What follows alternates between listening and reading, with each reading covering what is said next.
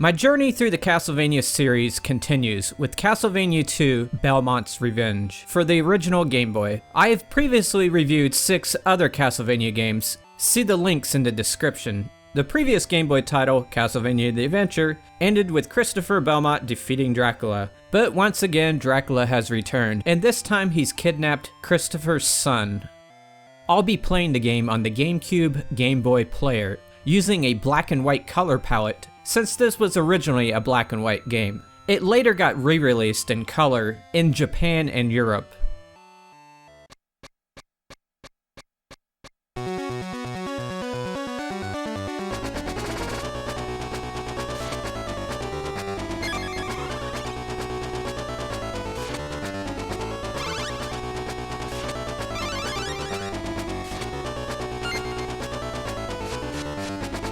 Even though it's on the Game Boy, this game features high quality music and high quality graphics, typical of most Castlevania games. It's a massive improvement over the previous game, Castlevania the Adventure. That one was plagued with some slowdown problems and some jumping issues. This one does a much better job in regards to those things.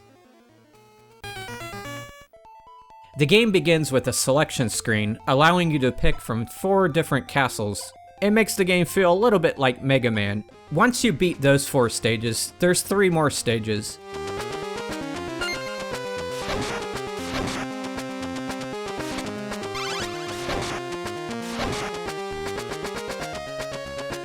Just like the other Castlevania games, it's also a very challenging game.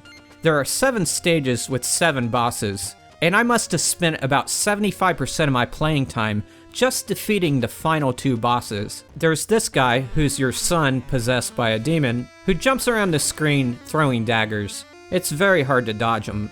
I eventually had to look up hints on the internet on how to defeat him. I hate myself for having to do that, but oh well. And of course Dracula was a tough battle, but I was able to beat the game with the help of those hints from the internet.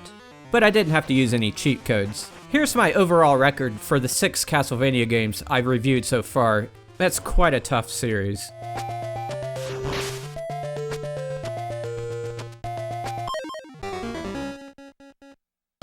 Since it's on the Game Boy, you can expect this game to be slow and small. There's only 14 enemies total. My favorite is this guy because he's just so worthless. All he does is stand there and let you kill him. He never swings a weapon. In addition to the enemies, there's a bunch of other things that can kill you. The typical spikes and the gears and all that stuff. There are 2 sub-weapons, holy water and an axe. If you play this game in Japan, instead of the axe, you get a cross, which functions like a boomerang. Much like Castlevania the Adventure, you can power up your whip until it can fire a fireball. This is very useful, and unlike Castlevania the Adventure, it's much harder to get the whip downgraded, so you're able to use that fireball more often in this game, which is a good thing. There are passwords that let you save at several points during the game. There's also numerous checkpoints in the game that happen more often than the passwords. So basically, the passwords will allow you to arrive at certain points in the game, but it won't always be that last checkpoint. Overall, Castlevania II: Belmont's Revenge is a very polished game, and it plays very well. Although, if you're someone seeking out the best of the handheld Castlevanias, you'll probably want to head straight for the Game Boy Advance games first. Those games are much larger in scope, are in color, play faster, and they're just overall better games. My rating is coming up. I want to thank you for watching this review. My reviews don't get a lot of views, so the fact that you're watching this means that you're probably a die-hard fan, either of me or of the games, and I appreciate that. I'll see you next time.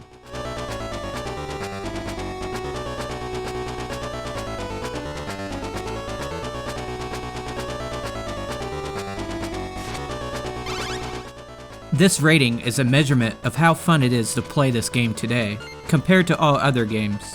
Basically, this game is more fun than most games out there.